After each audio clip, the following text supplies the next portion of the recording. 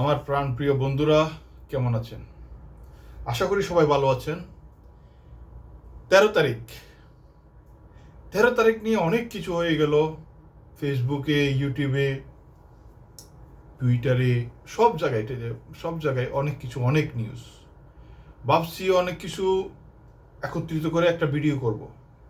তার আগে ভিডিওটা করতে হচ্ছে কারণ যে আতঙ্ক সৃষ্টি হয়ে গেছে দেশের মধ্যে, সরকার নিজেই মনে হয় লকডাউন করে দিতেছে, এরকম অবস্থা। আওয়ামী লীগে 13 তারিখ লকডাউন ডেকেছে, ঢাকা যে যার অবস্থানে থাকবে, বাইরে হবে না, এরকম একটা মানুষের কাছে অনুরোধ করেছে।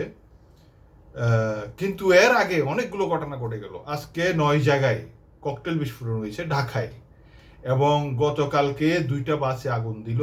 আজকে নাকি কিছুক্ষণ আগে একটা খবর,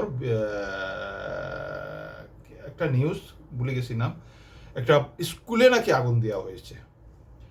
আসলে এনসিপির অফিসে, ঢাকা এনসিপির অফিসের সামনে ককটেল বিস্ফোরণ হয়েছে।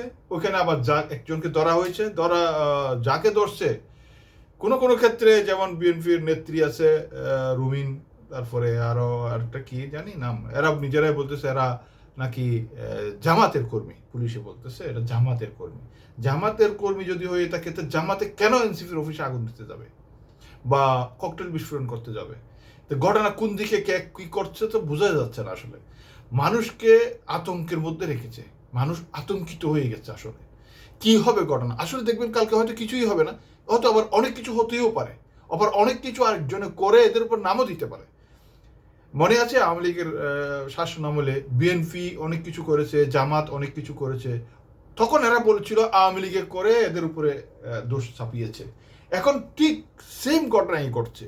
হয়তো এরা নিজেরাই করে আওয়ামী লীগের উপর দোষ চাপাচ্ছে, অথবা আওয়ামী লীগ নিজেই করছে। আমি এই ব্যাপারে মন্তব্য করতে চাই না, কিন্তু আমরা যারা জনগণ, আমাদের অবস্থাটা কি? হাওয়া টাইট হয়ে যাওয়ার অবস্থা আমাদের। এরকম হলে হবে, মনে করেন এই শেখ হাসিনার বিচারের রায় কোন দিন দিবে, সেটার দিন কালকে ধার্য হচ্ছে 13 তারিখ। মানে 13 তারিখ ফাঁসির আদেশ বা কোনো কিছু দিবে এরকম না, কোন দিন আদেশটা দিবে বিচারক সেটার দিন ঠিক করবে আগামীকাল। এখন সেটার জন্য আওয়ামী লীগ এই লকডাউন ডেকেছে। কেউ আবার এটাও বলছে, যেমন ওবায়দুল কাদের বলছে এটা আমরা মানি না, এরকম অনেক কিছু, মানে অনেক কথাই বলতেছে। আবার বেলুন উঠানোর কথা ছিল, মানে আওয়ামী লীগের পক্ষ থেকে বেলুন, কশো নাকি বেলুন উড়াবে, হাজার হাজার বেলুন উড়ালে, এটাও ঠিক ছিল। কিন্তু এরা এটার দিকে না গিয়ে এখন কোন দিকে কনভার্ট হয়ে যাচ্ছে, আসলে আমরা বুঝে উঠতে পারতেছি না কোনো কিছু। আমরা যারা সাধারণ জনগণ আছি, আমরা আসলে অনেক আতঙ্কের মধ্যে আছি। যারা যেমন মনে করেন চেকপোস্টে চেক করা হচ্ছে, হোটেলে মোটেলে চেক করা হচ্ছে কোনো নাশকতা হবে কিনা, হাজার হাজার পুলিশ সেনাবাহিনী কালকে মোতায়েন রাখবে, বিভিন্ন সূত্রে খবর।